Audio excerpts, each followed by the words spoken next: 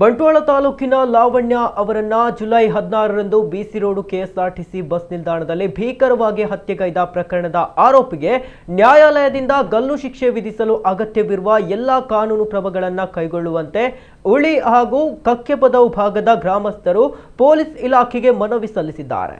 ಭಾನುವಾರ ಕಕ್ಕೆಪದವಿನಿಂದ ಬಂಟ್ವಾಳ ಡಿವೈಎಸ್ಪಿ ಕಚೇರಿಗೆ ಆಗಮಿಸಿದ ಗ್ರಾಮಸ್ಥರ ನಿಯೋಗವು ದಕ್ಷಿಣ ಕನ್ನಡದ ಜಿಲ್ಲಾ ಹೆಚ್ಚುವರಿ ಪೊಲೀಸ್ ಅಧೀಕ್ಷಕ ಅನಿಲ್ ಕುಮಾರ್ ಭೂಮರೆಡ್ಡಿ ಅವರನ್ನ ಭೇಟಿ ಮಾಡಿ ಮನವಿ ಸಲ್ಲಿಸಿತು. ಮನವಿಯಲ್ಲಿ ನಮ್ಮ ಗ್ರಾಮದ ಅಮಾಯಕ ಯುವತಿ ಲಾವಣ್ಯ ಅವರ ಹತ್ಯೆ ಇಡೀ ಸಮಾಜವನ್ನ ತೀವ್ರ ದುಃಖ, ಆಘಾತ ಮತ್ತು ಆತಂಕಕ್ಕೆ ದೂಡಿದೆ. ಪ್ರಕರಣದ ಆರೋಪಿಯನ್ನ ಬಂಧಿಸಿರುವ ಪೊಲೀಸ್ ಇಲಾಖೆಯ ಕಾರ್ಯವನ್ನ ನಾವು ಸ್ವಾಗತಿಸುತ್ತೇವೆ.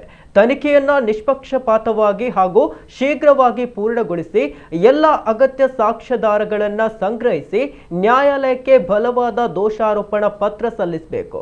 ತಪ್ಪಿತಸ್ಥನಿಗೆ ಗಲ್ಲು ಶಿಕ್ಷೆಯಾಗುವುದರಿಂದ ಲಾವಣ್ಯ ಕುಟುಂಬಕ್ಕೆ ನ್ಯಾಯ ದೊರೆಯುವುದರ ಜೊತೆಗೆ ಸಮಾಜದಲ್ಲಿ ಇಂತಹ ಭೀಕರ ಅಪರಾಧಗಳಿಗೆ ತಡೆ ಬೀಳಲಿದೆ ಎಂದು ಒತ್ತಾಯಿಸಲಾಯಿತು. ಮನವಿ ಸ್ವೀಕರಿಸಿದ ಹೆಚ್ಚುವರಿ ಪೊಲೀಸ್ ಅಧೀಕ್ಷಕ ಅನಿಲ್ ಕುಮಾರ್ ಭೂಮರೆಡ್ಡಿ ಅವರು ಪೊಲೀಸ್ ಇಲಾಖೆಯೇ ಸಂತ್ರಸ್ತೆಯ ಕುಟುಂಬದೊಂದಿಗೆ ನಿಲ್ಲಲಿದ್ದು ಆರೋಪಿಗೆ ಕಾನೂನಿನಡಿ ಕಠಿಣ ಶಿಕ್ಷೆ ದೊರಕುವಂತೆ ಅಗತ್ಯ ಕ್ರಮ ಕೈಗೊಳ್ಳಲಾಗುವುದು ಎಂದು ಭರವಸೆ ನೀಡಿದರು.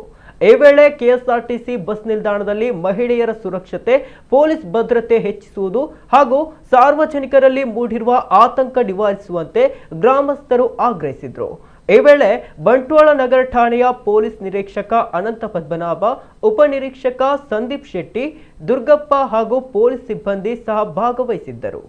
ಘಟನೆಯಾಗಿ ಒಂದು 15-20 ನಿಮಿಷದಲ್ಲೇ ನಾನು ಕೂಡ ಹೋಗಿ ಅದನ್ನೆಲ್ಲ ನೋಡಿಕೊಂಡು ಏನೇನಾಯಿತು, ಹೆಣ್ಣು ಮಗಳನ್ನು ಆಸ್ಪತ್ರೆಗೆ ಸಾಗಿಸಿದಾಗಲೂ ಕೂಡ ನಾನು ಆಸ್ಪತ್ರೆಗೆ ಕೂಡ ಹೋಗಿ ನೋಡಿಕೊಂಡು ಮತ್ತು ಇಲ್ಲಿವರೆಗೂ ಏನೇನು ಆ ಪ್ರಕರಣ ದಾಖಲಾಗಿದೆ ಭಾಳ ಹತ್ತಿರದಿಂದ ಅದನ್ನು ನಾವು ಸೂಪರ್ವೈಸ್ ಮಾಡ್ತಾಯಿದ್ದೀವಿ.